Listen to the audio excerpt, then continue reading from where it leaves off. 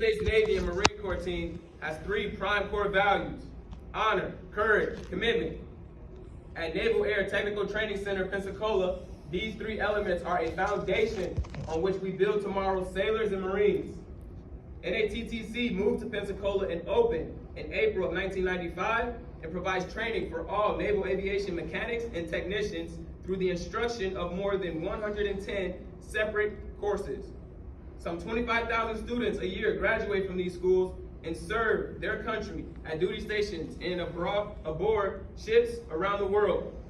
One of these schools is the Aircrew Survival Equipment A School. The sailors and Marines standing before you are the latest additions in a long line of proud service members to graduate from this school. They are the cream of the crop. A few words about the PR rating and MOS came to be will hopefully shed some light on this proud tradition. After the German Air Force used aircraft-mounted parachutes to great effect, escaping ravaged aircraft during World War I, the U.S. Congress formed the U.S. Air Service Parachute Board in late 1918. A free-fall bail-out system was designed and tested.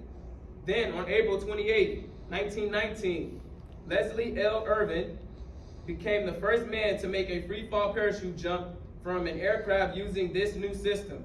The jump was from an aircraft using this new system. The jump was from the height of 1,500 feet from a Cook Field in Dayton, Ohio.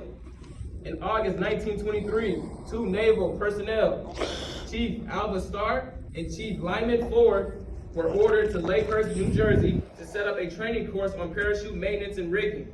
And in September of 1924, class number 1 was convened at the new Parachute Material School. That same year, it became mandatory for all U.S. Army and Navy aircrew members to wear the new U.S. Air Service Airplane Parachute Type A. Although the course was established, parachute rigger, PR, was not an established rating in the U.S. Navy until 1942. From that date forth, the parachute rigger has saved countless lives. The rating has grown to include all personal survival equipment used throughout the fleet.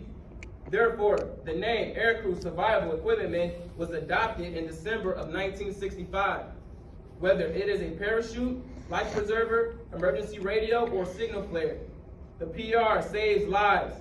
This rating carries with it the responsibility of doing the right thing the first time. The men and women standing before you today are the aircrew members' last chance at surviving an ejection, crash, or ditching of an aircraft. PRs are held to standards that far exceed all other ratings in the U.S. Navy and Marine Corps.